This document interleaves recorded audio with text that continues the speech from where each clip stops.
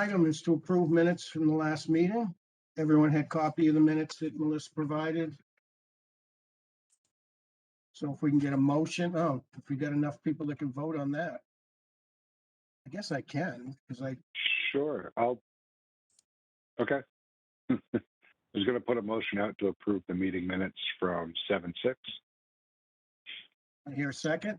Second. All in favor? Aye. Aye. 400.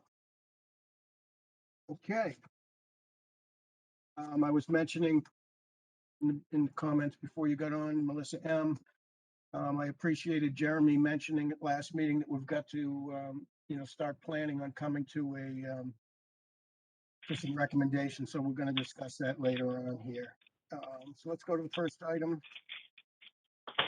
The follow-up discussion on the 128 Business Council Transportation Regionalization Plan. I had asked Melissa to leave that on the agenda specifically to get Nick to weigh in on it from the selectman's perspective. I too listened to that presentation, and when the number came out at $4 to $5 million, there was sticker shock for sure, and it was quickly, well, let's see what else is going on, which raises a question. As when I first got into this, I talked with Nick and said, there will be a cost somewhere, and I hope that the selectmen are going to be taking this seriously and looking to allocate some revenue to solve some of these challenges. And he assured me that that would be the case. So that item, we're going to have to wait for Nick to just qualify exactly the selectman's position regarding the regionalization plan. The following item, the MBTA bus network redesign, I saw that John Strauss had attended. I was there as well. So I wanted to, have an official transportation committee member weigh in on exactly what had happened. So for Burlington, if you recall, there are two routes that are going to be affected. One was the elimination of the 354. And at the public meeting, which included 11 cities and towns, the elimination of 354 was by far, and I mean by a factor of 5 to 1, the largest discussed item, which was very positive. There was an opportunity for breakout rooms, and it was discussed in the breakout room that I was in. I know John said it was discussed in the room that he was in. The room that I was in, Justin Antos, who's the senior director of MBTA bus transformation, was in the discussion. I let him know that we had received a number of letters from citizens, and there were actually a couple in the discussion group talking about how that was going to be a major factor, and probably they would have to make a decision, either leave the job or get a car and drive in. When there was a portion of the meeting that was turned over to elected officials to speak to the entire group, we didn't have anyone from Burlington that was on at the time that could speak, but Woburn and Representative Michael Day spoke at great lengths about how the 354 was going to cause a major problem if that was eliminated. So I'm very confident that the MBTA heard that. And in fact, as I mentioned, with 11 cities and towns, it was the number one thing discussed, and they heard it over and over. So I think if they're listening, that was heard, loud and clear. What I was really alone with, and I told them that, I was at the meeting as a resident, as a member of the Transportation Committee, but also the president of the Burlington Area Chamber of Commerce. The 94 route that's being proposed, it runs from Davis Square to 3rd Ave and, runs the length of the Mall Road. It would give us our first 7-day service and potentially late night service to help bring employees to the area. I think, a major part of my role in being on this committee was to be able to weigh in from the business perspective, and the lack of access to new employees is one of the most critical things affecting all businesses in Burlington. As we see these new life science companies coming in, many of these employees will be taken from the city, and many of them may be, currently working in the city or living in the city without their own cars. So having access to that route and to be able to service. Yeah, I'm getting a little feedback there from Catherine. Welcome, Catherine. We see it as a real necessity, especially those in the medical field going to Leahy. Leahy's looking at about 1,200 open positions in Burlington. Restaurant, hospitality industry, we've talked about that at length. There's no public transportation that runs the 7 days or late night service, so we aren't even in the game when employees without a car are looking for jobs.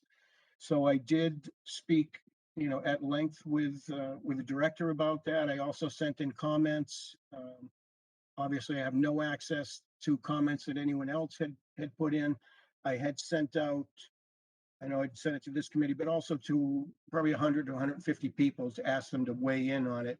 Again, I don't know how much of that is heard by the MBTA and how many other letters they're getting.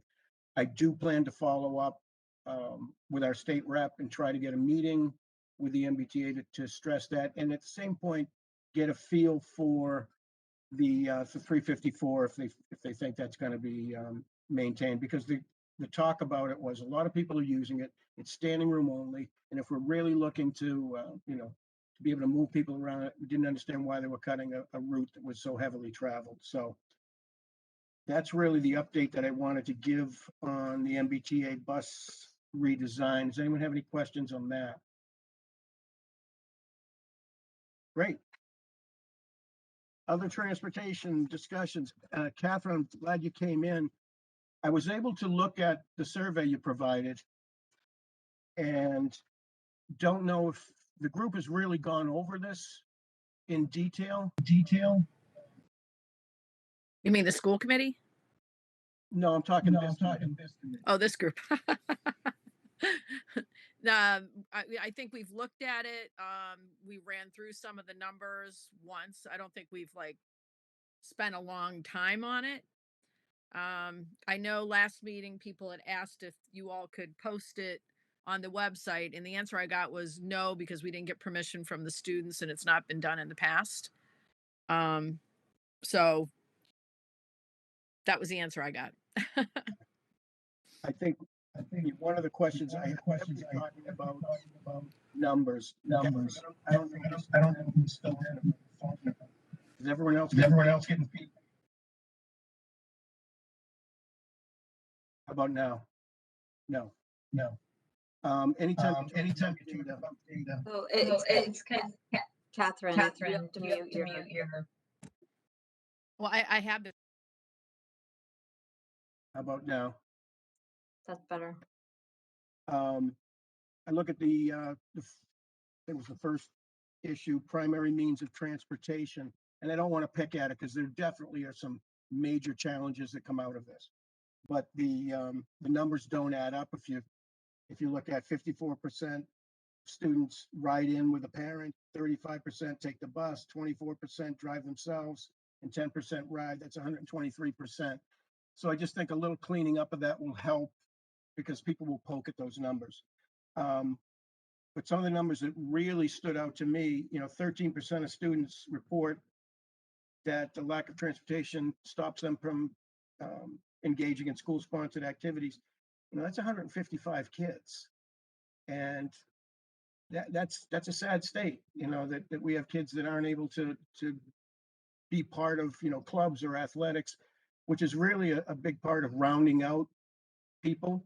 When they get out into the workforce, if you haven't been on part of a team or part of a club where you didn't see eye to eye with people, it gets really hard to be able to work in a team environment. So that one stood out to me. But also 45% of students said to be more active if they had transportation. That's 533 kids. So it definitely is a major thing, and I think it's got to be in our recommendations, going forward. I just want to see if anyone else had any comments on on the survey. As my wife tells me, I talk too much on these things. No, well, again, that's why, that was my same gut reaction too, is all the kids who, aren't able to get access to do after school activities because they don't have a ride. And that hurts, because those are things that, look good on your college resume. And if you're not given that opportunity, it really stinks. So I think we're probably going to have to clean this up a little bit in order to make it a part of the presentation, just to make sure that, numbers add up and that we're projecting good numbers to the selectmen. I want to bring in the other transportation discussion and chair report. I want to, bring up the elephant in the room. And I'll be honest, I'm not a big proponent of hiring new positions within the town, because when you look at, the costs over the long term, benefits, and I sat in town meeting for many, many years and tried to justify these positions. However, this is a very complicated, transportation is a very complicated issue, and it's changing all the time. And there's a reason why people have advanced degrees, in transportation.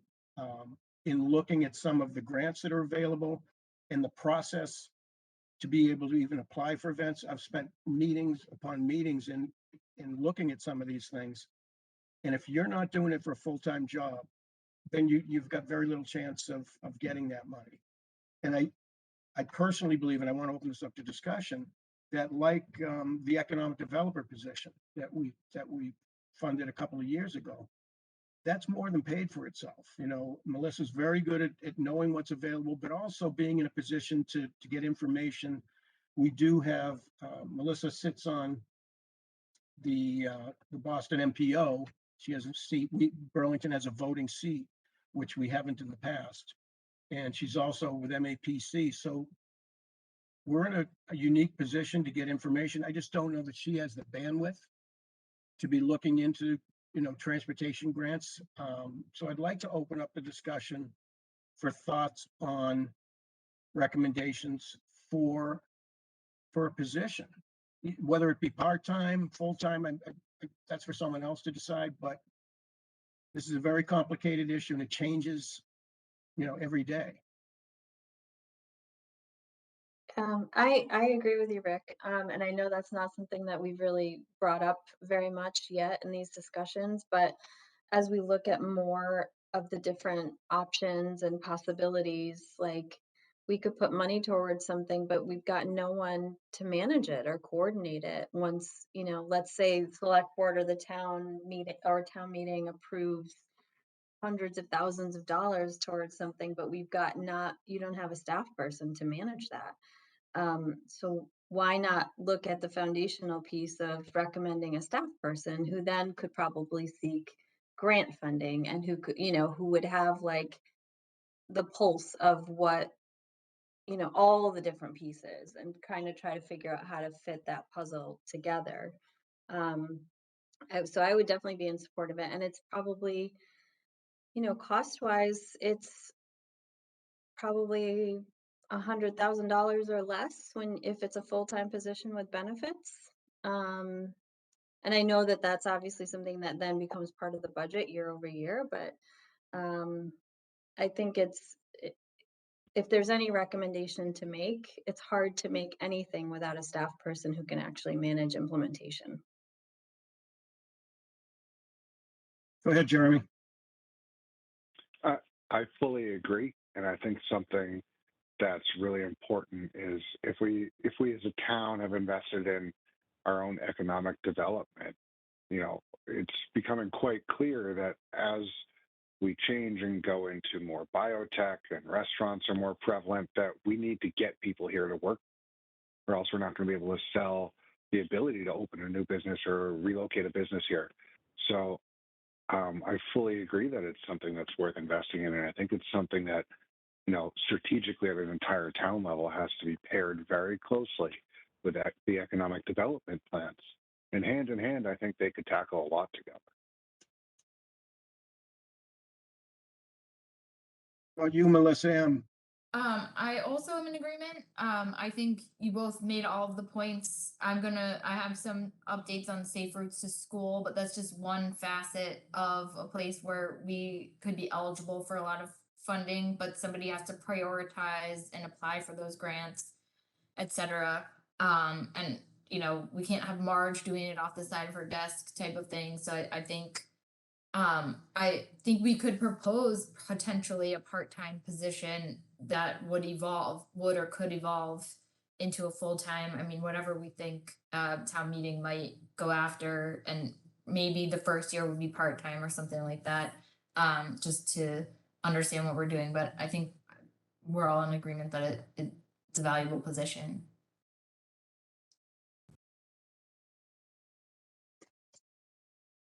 Catherine, do you have any comments on that? You're muted, so I won't talk while you're talking. Still muted. Do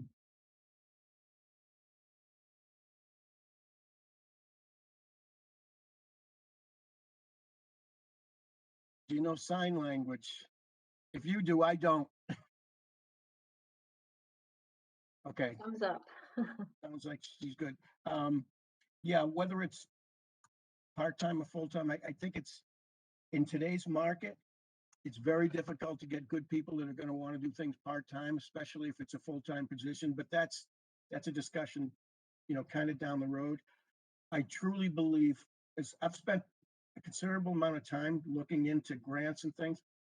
There are state, federal, private, foundations.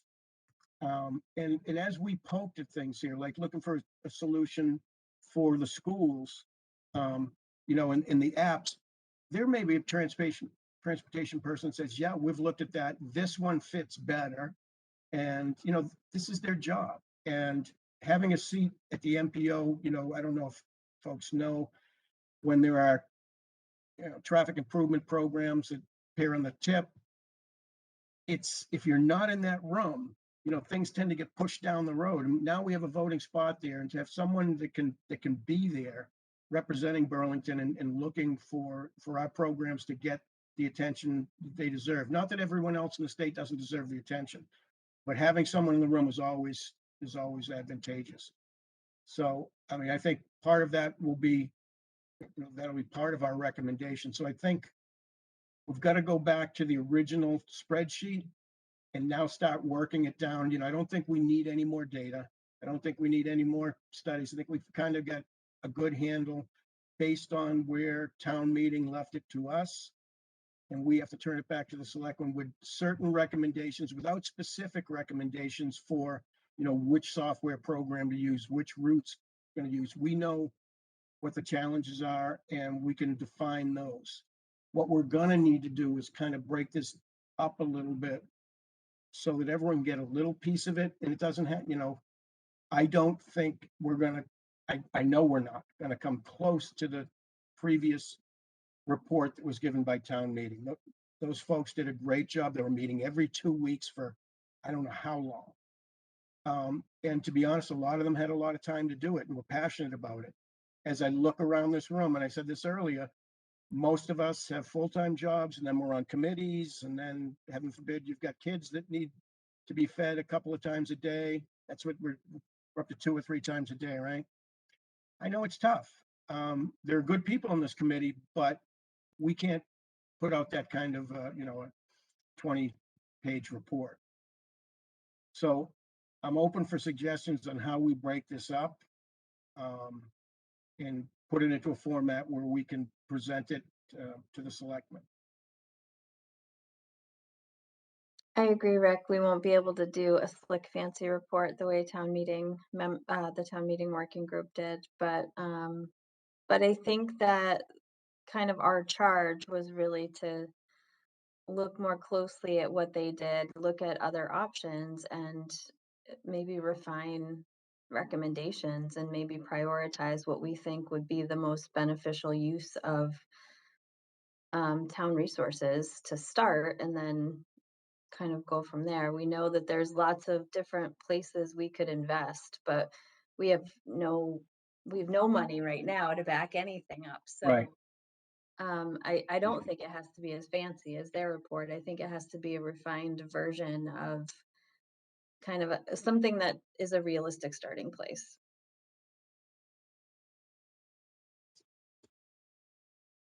So I don't know what that format looks like. I don't know if I can rejuvenate the spreadsheet and get that out to folks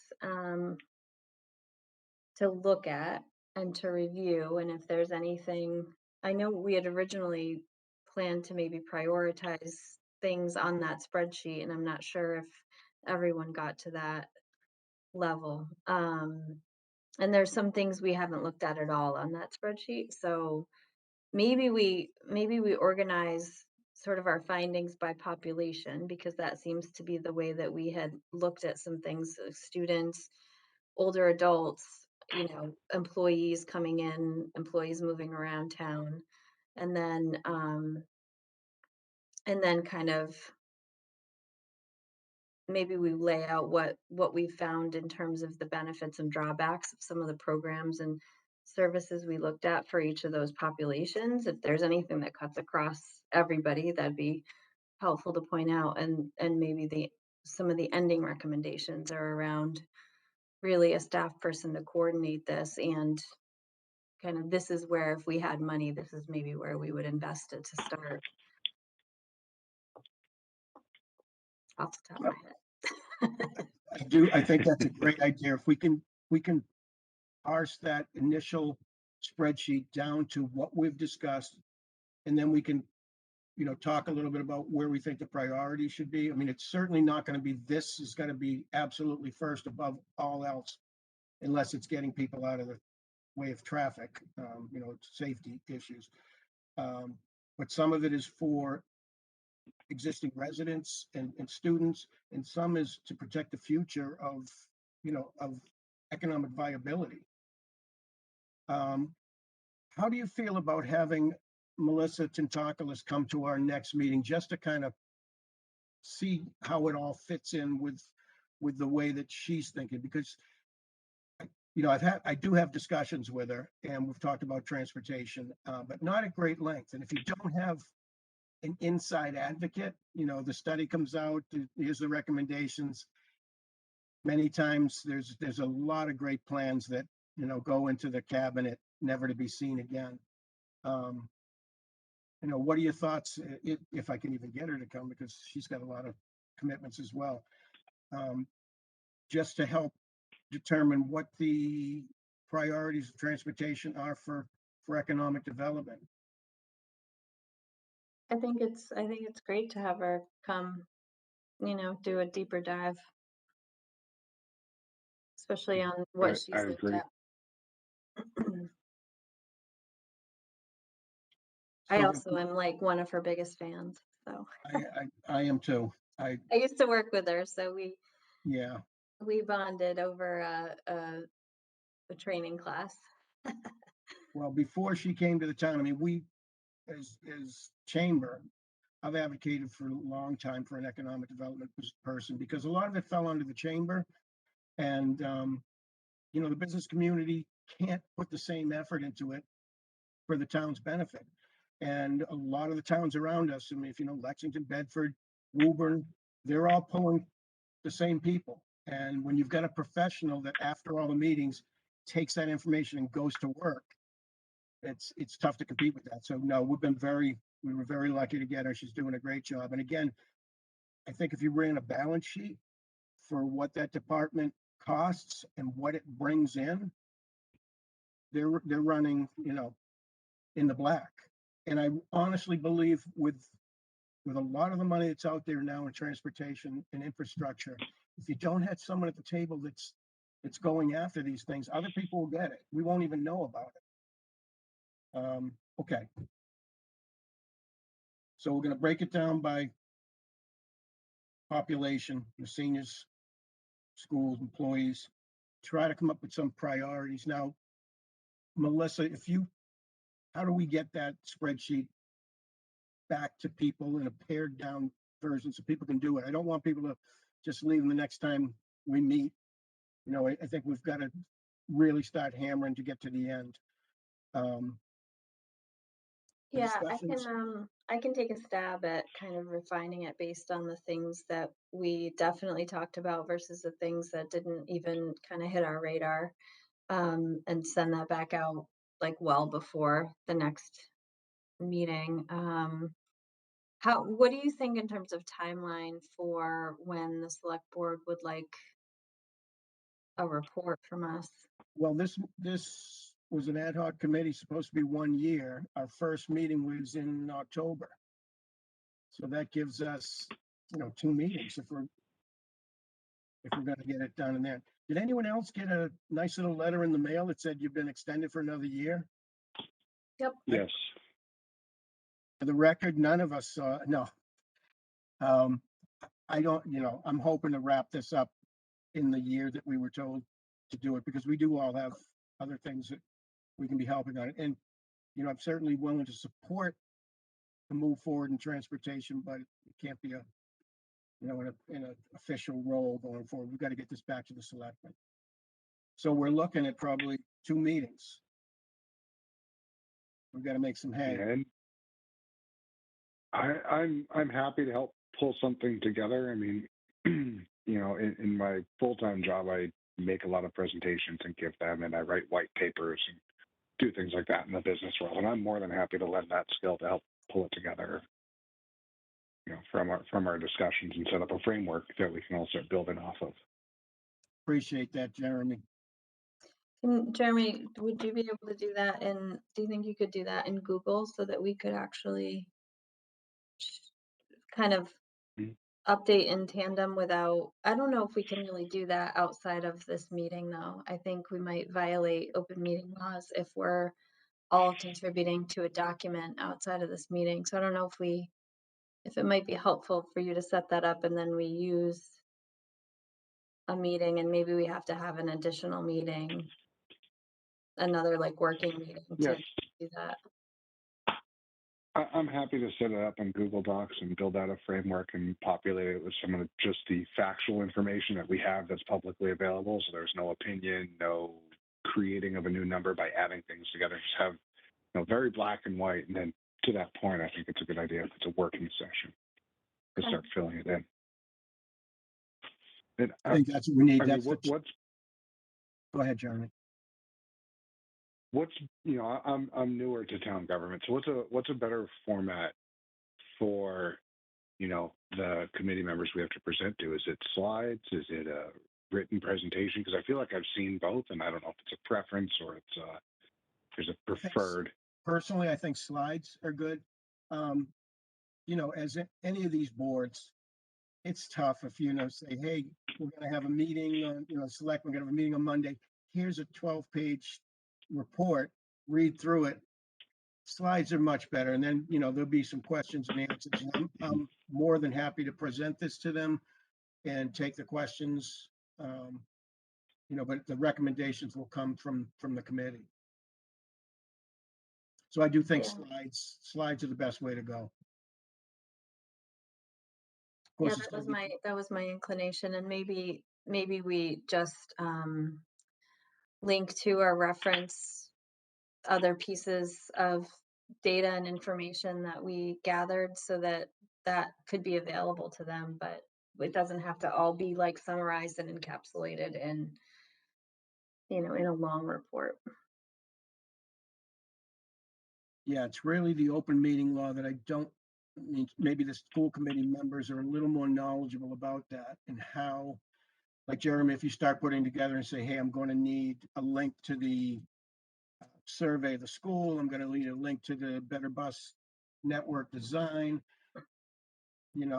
how do we get that information out? Because we want to be able to, I don't want this to all fall on you, Jeremy, and I want to be able to give you any support without breaking open meeting law. Yeah, I was, in my mind, it was if I build out an outline and a flow of thought, we can then move slides, we can work together to fill them in. And break it up. I don't want to take on filling it all in. This is a collective voice. Yeah. I just kind of want to build an outline for us to fill in and move around. Completely fine to rearrange it if my flow of thought that I put out there isn't what people want. Okay, do you feel you need something from Melissa to make sure that we're on point with the items that were in the spreadsheet? I'll dig up the spreadsheet and we can look at it, you know. I think 2 people is fine. I think it's just once you get like into kind of a quorum that it becomes an issue with open meeting law, but Right. Mm-hmm. Okay, I'd appreciate that. Yeah. That's great, Melissa and Jeremy. Thank you. And Melissa M., you said you had something to talk about regarding safe routes to school, or? Yeah, there was a question, I think it was Shari in the last meeting, like what the requirements will be for us to seek funding. Um, so I spoke to Judy.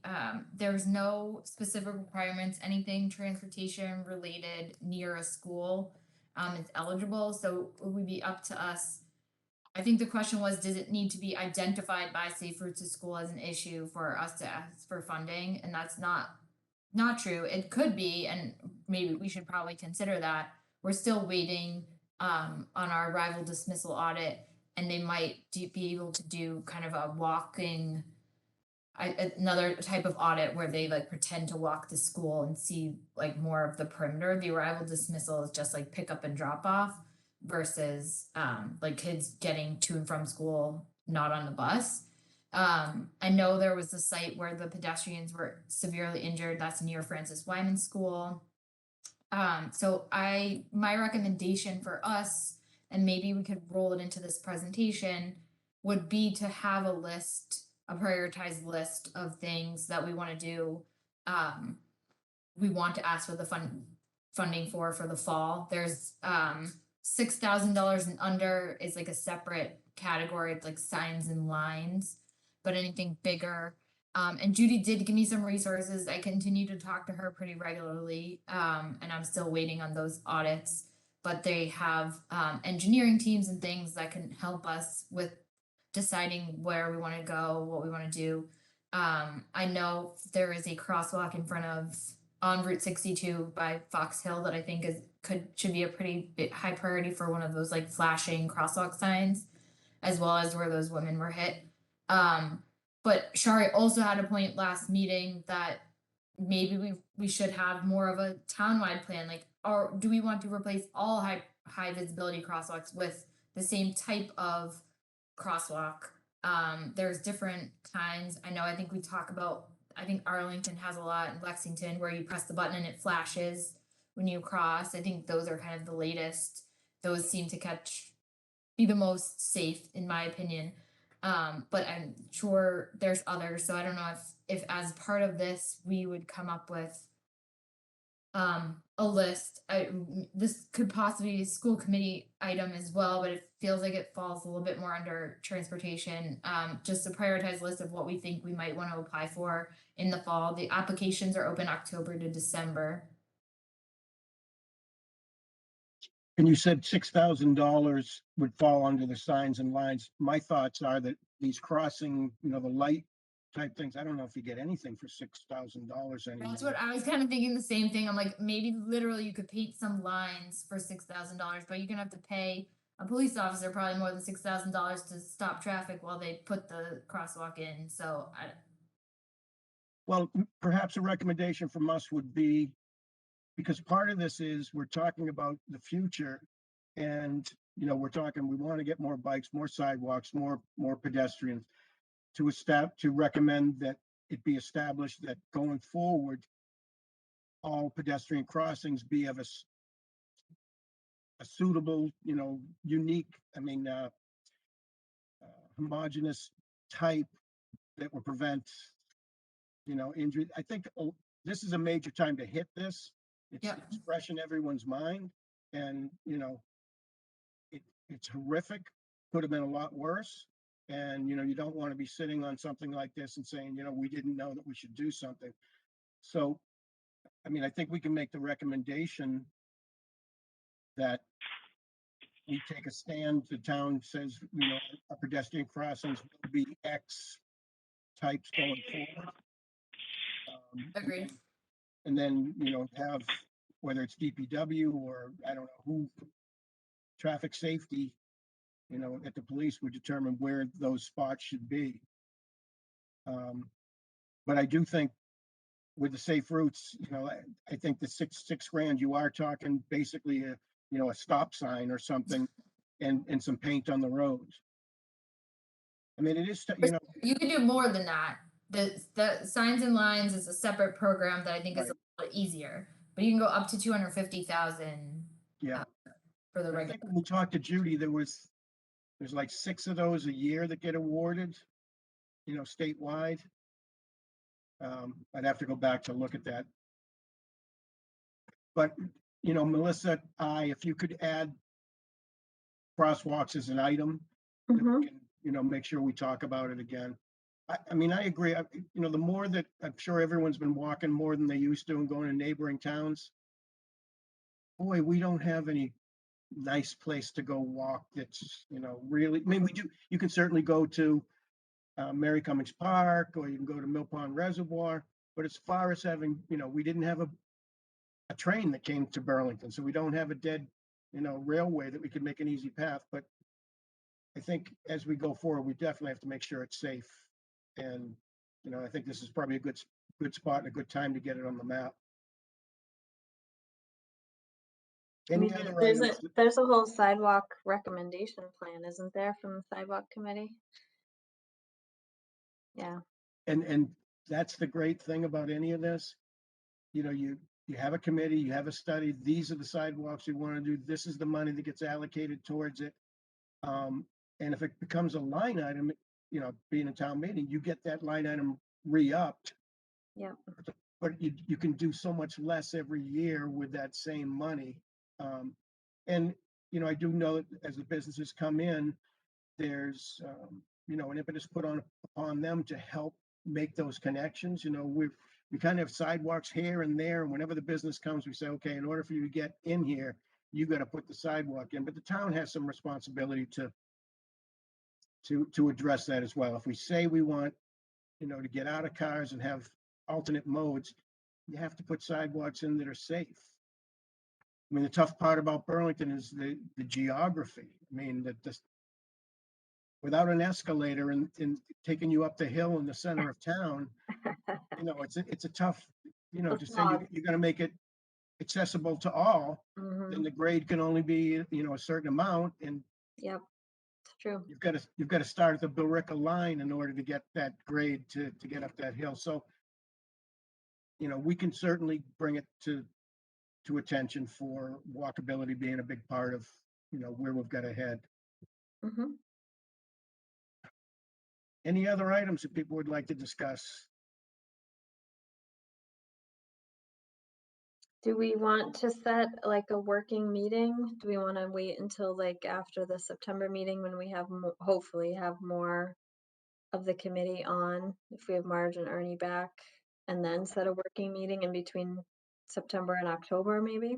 Yeah, I think to try to do anything between now and September is tough because everyone's in and out. I will do my best to see if I can get Melissa at the next meeting. And we'll really use that as the last information gathering.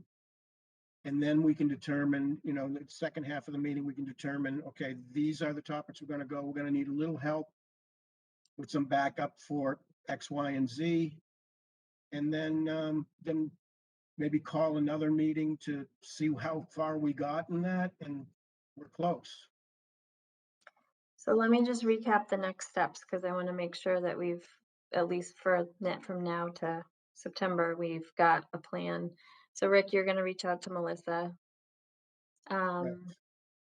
Jeremy, you're going to create a outline, a structure that we can use to start to populate, and I'll try to refine the spreadsheet and get that sent out to everybody as soon as possible, to be looking at priority areas and kind of refresh on how we structured it to begin with, and if that's a useful way to structure it in in the template that you create, Jeremy. You can kind of make that call, but those are the three things I'm thinking of. Is there more? Was there any more? Just one other, Catherine, if you could possibly get that transportation survey data, just so the thing adds up to 100. Just to have them take a look at it and see, where those numbers are off. Because like I said, as soon as you see one thing like that, people tend to throw the whole thing out. And I think there was a lot of work done here. You're talking 1,184 kids to get them to fill out a survey. That's great.